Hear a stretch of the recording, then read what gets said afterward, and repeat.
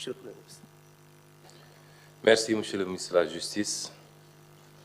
En conclusion, en tout cas, je voudrais dire que le peuple sénégalais doit comprendre qu'on est à un tournant extrêmement important de la vie de la nation.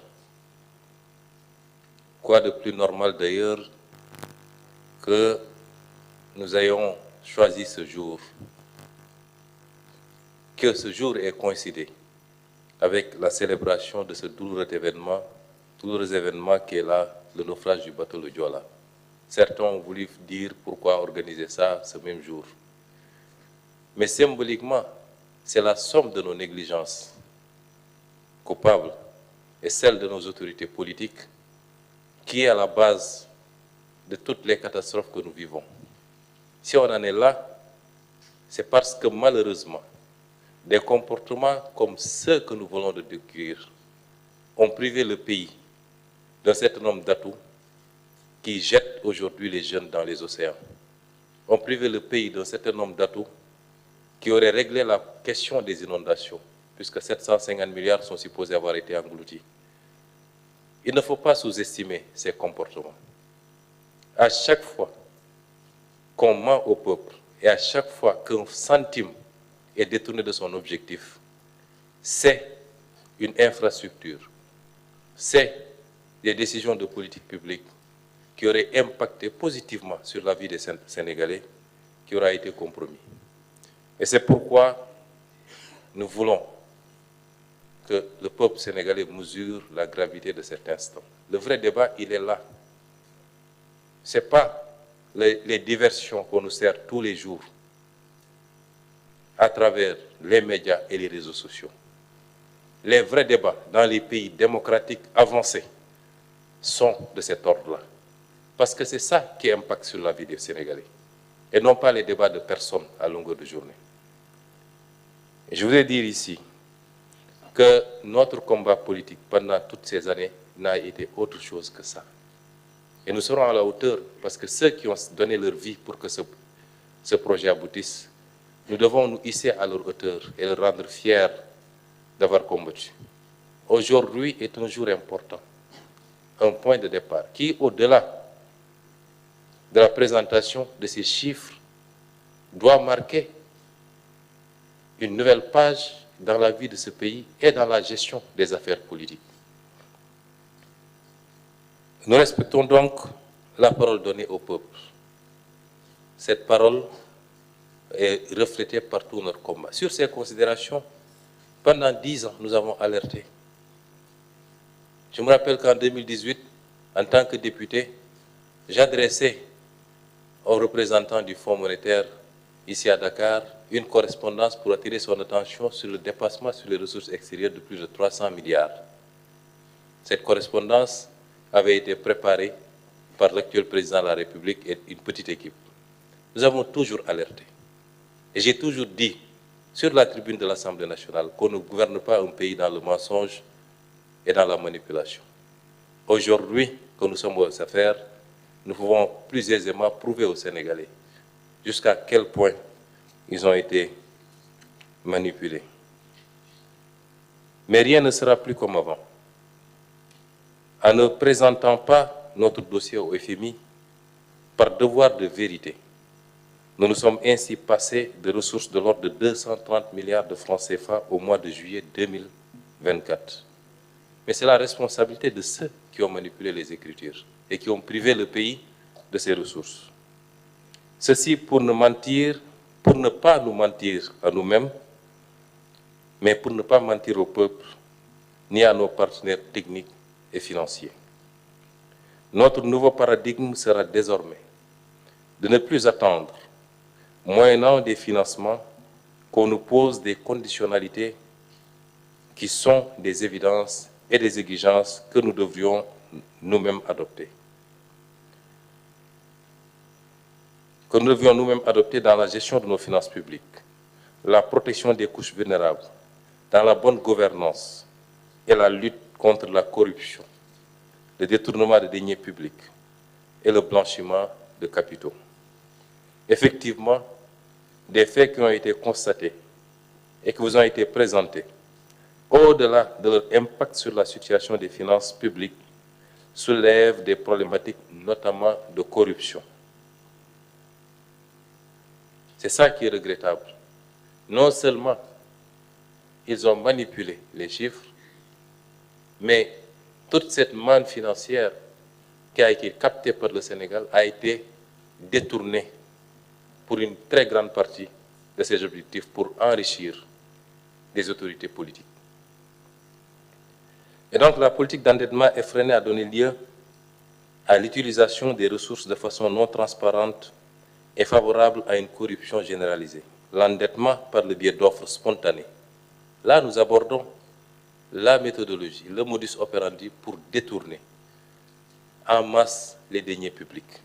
Ce n'est pas l'objet de ce point de presse.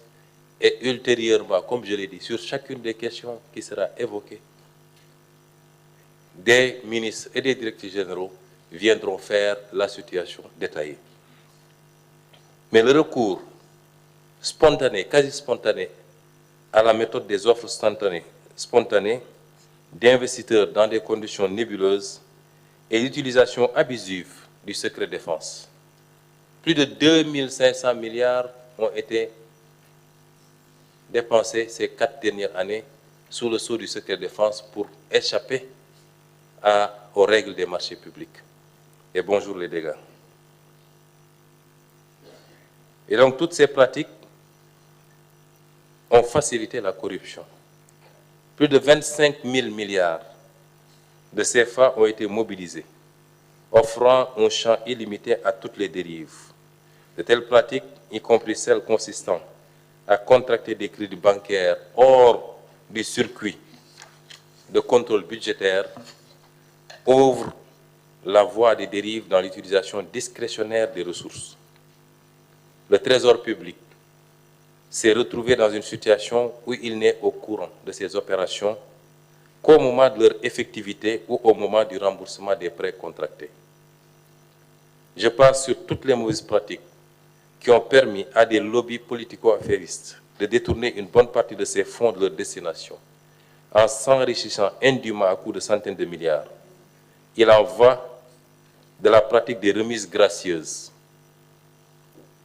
Il en va de la pratique des remises gracieuses. Et chacun de ces points que j'évoque va faire l'objet plus tard d'un exposé qui permettra aux Sénégalais d'apprécier le carnage qui a été organisé.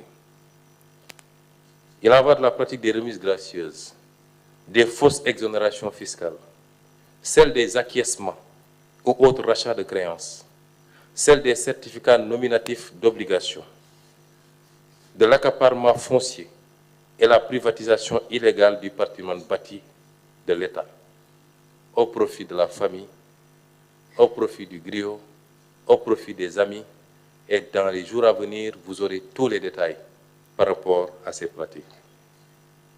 Il y a même lieu de s'interroger sur les conditions d'attribution des marchés d'approvisionnement du pays en hydrocarbures.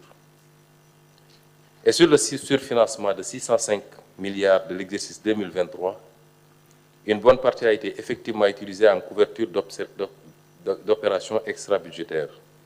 La vérité n'a pas été dite aux Sénégalais sur ce dossier, comme je l'ai dit tout à l'heure. Mais nous n'avons pas trouvé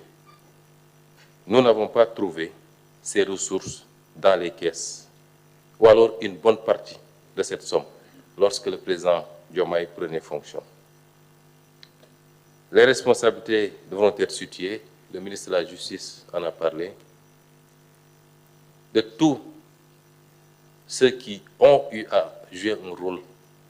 J'ai parlé du ministre Moussa Faba, j'ai parlé du ministre et du Premier ministre Amadou Ba, j'ai parlé du ministre des Finances Abdoulaye Daouda Diallo, Monsieur le Président de la République Macky Sall, qui ne pouvait ignorer ces pratiques, devront expliquer aux Sénégalais pourquoi et comment ils ont pu plonger le pays dans cette situation. Si on le fait, c'est parce qu'il est indispensable, d'autant que nous allons demander aux Sénégalais de consentir à des efforts extrêmement importants les années à venir. Le ministre de l'économie en a abordé certains sur la subvention, sur la fiscalité et sur beaucoup d'autres aspects. Vous ne pouvez pas demander au peuple de faire ces efforts sans pour autant que ceux qui sont les auteurs de ce carnage puissent venir justifier devant ce même peuple leurs actes. Et c'est extrêmement important. Mais je ne voudrais pas terminer sur une note négative. Je veux parler au peuple sénégalais. La situation est certes pas reluisante. Nous nous y attendions, même si ce qu'on découvre dépasse l'entendement. Mais elle n'est pas irrécupérable pour autant. On a beaucoup parlé de nos relations avec les partenaires. Moi, je crois d'abord et surtout à nos efforts endogènes pour faire face à cette situation et prendre notre destin en main. À un peuple qui veut, rien n'est impossible. Et ma conviction, c'est que le peuple sénégalais veut. Et il a aujourd'hui la locomotive qu'il faut. Il a des dirigeants, et je le dis ici, sans fausse modestie, il a des dirigeants intègres, compétents, avec une vision qui sera présentée, qui a été présentée, mais qui sera opérationnalisée à partir du 7 octobre. Des équipes dynamiques, majoritairement jeunes, qui ne ménagent aucun effort pour atteindre le résultat, qui sont dans un engagement patriotique, désintéressé. Pour que ça marche, il faut que le peuple se hisse à la hauteur de ce leadership, en l'accompagnant, en privilégiant le débat qualitatif, en répondant présent à l'effort de développement qui doit tous nous interpeller. Il y aura beaucoup d'efforts à fournir. Churchill avait dit à son peuple en pleine guerre qu'il ne leur promettait pas. Tout ce qu'il pouvait leur promettre, c'est du sang et de la sueur, mais qu'au bout, il y aurait la victoire. Nous n'en sommes pas à ça. Nous demandons simplement au peuple de consentir un tant soit peu de sacrifice, chacun et chacune d'entre nous. Et quand nous leur présenterons la nature de ces sacrifices, qu'on fasse l'effort de dépassement qu'il faut, qu'on fasse preuve de beaucoup d'altruisme pour que la chose que nous gérons en commun puisse prospérer. Parce que si elle prospère, chacun d'entre nous individuellement va prospérer. Et nous vous garantissons, nous de notre côté, que nous ne ménagerons aucun effort, absolument pas. Nous travaillerons d'arrache-pied, matin, midi et soir. Et nous ne tolérerons aucun écart, aucun, dans la gouvernance actuelle, pour que le résultat attendu par ce peuple puisse être atteint. Et ceci est d'autant plus important que des pays avant nous sont passés par ces épreuves, et sur des dates beaucoup plus récentes. Et ces pays aujourd'hui sont donnés en exemple parce qu'il y a eu le leadership, mais il y a également l'organisation, la discipline et l'engagement du peuple. Je vous remercie pour votre écoute et nous allons passer sans tarder à la version Wolof. Mbokk yi ñu ngi leen di gërëm di leen sant ni ma ko waxee léegi ci bi ñuy door waxtaan bi dañoo daje woon tey pour waxtaan ci tolluwaay réew mi nag yaatu na gaw ma ni mën nañu peeg lépp dajale lépp waaye